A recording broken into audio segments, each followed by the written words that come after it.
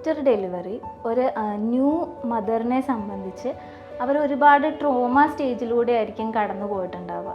പ്രത്യേകിച്ച് ഫിസിക്കലി ആണെങ്കിലും ഇമോഷണലി ആണെങ്കിലും ഒരു സ്ട്രെസ്ഫുൾ കാലഘട്ടമാണ് പ്രഗ്നൻസി പീരീഡ് എന്ന് പറയുന്നത്. ഈ ഡെലിവറിക്ക് ശേഷമുള്ള ഈ കാലഘട്ടം നമ്മൾ അവരെ പ്രോപ്പറായിട്ടുള്ള കെയർ കൊടുക്കണം. അതിനെ നമുക്ക് 3 ഫേസസ് ആയിട്ട് തിരിക്കാം. അതായത് ഡെലിവറി കഴിഞ്ഞിട്ട് ആദ്യത്തെ 24 hours, അത് കഴിഞ്ഞിട്ടുള്ള 2 to 6 weeks, പിന്നെ 6 months വരെ, അതായത് അവർ നെക്സ്റ്റ് പീരീഡ്സ് ആവുന്നത് വരെയുള്ള കാലഘട്ടം അവരെ റീക്കവറി പീരീഡായിട്ട് നമുക്ക് കണക്കിലെടുക്കാവുന്നതാണ്.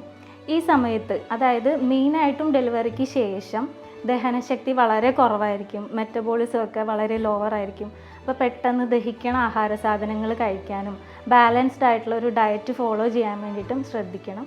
മാക്സിമം ജങ്ക് ഫുഡ്സും അതുപോലെ ഒരുപാട് എരിവും പുളിയും മധുരമൊക്കെ ഉള്ള ഭക്ഷണ സാധനങ്ങളും ഒഴിവാക്കി ധാരാളം വെള്ളമൊക്കെ കുടിച്ച് ഹൈഡ്രേറ്റ് ആയിട്ട് ഇരിക്കാൻ വേണ്ടി ശ്രദ്ധിക്കണം. പിന്നെ മെയിനായിട്ടും അവർക്ക് ശാരീരിക അസ്വസ്ഥതകളാണ് വരിക. മസിൽസിലെ നീർക്കെട്ട്, അതായത് മയോഫേഷ്യൽ പെയിൻ എന്ന് പറയും, അല്ലെങ്കിൽ ടെൻഡർനെസ്, ഇതുപോലെയുള്ള പ്രശ്നങ്ങളുള്ളതുകൊണ്ട് പ്രോപ്പറായിട്ടുള്ള റെസ്റ്റ് എടുക്കണം. ഒരുപാട് ജോലികളൊന്നും ചെയ്യാനായിട്ട് പാടില്ല ഈ സമയത്ത്.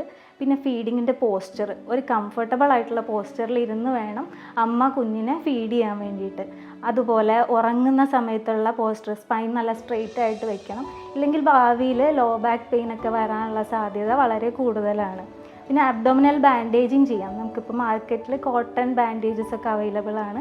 അത് യൂസ് ചെയ്ത് നമ്മൾ ബാൻഡേജിങ് ചെയ്യുന്നത് വഴിയായിട്ട് ഹെർണിയ പോലുള്ള പ്രശ്നങ്ങൾ വരുന്നത് നമുക്ക് ഒഴിവാക്കാൻ പറ്റും. പിന്നെ ഒരു 6 months കഴിയുമ്പോൾ പതുക്കെ എക്സസൈസ് സ്റ്റാർട്ട് ചെയ്യണതാണ് എപ്പോഴും നല്ലത്. സ്ട്രെച്ചിങ് എക്സസൈസ് ഒക്കെ ചെയ്യുന്നത് ആ മസിൽ ടോൺ തിരിച്ചു വരുന്നതിനും അതുപോലെ തന്നെ ജെൻറ്റോ യൂറിനറി റീകവറിക്കും ഒക്കെ അമ്മേനെ സഹായിക്കുന്നതാണ്. പിന്നെ ഇമോഷണൽ സ്റ്റാറ്റസ് വളരെ ഇമ്പോർട്ടൻ്റ് ആയിട്ടുള്ള ഒരു കാര്യമാണ്. പാർട്ട്ണറിൻ്റെ ഭാഗത്തു നിന്നാണെങ്കിലും ഫാമിലിയിൽ നിന്നാണെങ്കിലും നല്ല സപ്പോർട്ട് ഈ സമയത്ത് അമ്മമാർക്ക് കൊടുക്കണം. ഇല്ലാന്നുണ്ടെങ്കിൽ അവർ ഡിപ്രഷൻ, ആൻസൈറ്റി പോലുള്ള പ്രശ്നങ്ങളിലേക്ക് പോകാനുള്ള സാധ്യത കൂടുതലാണ്.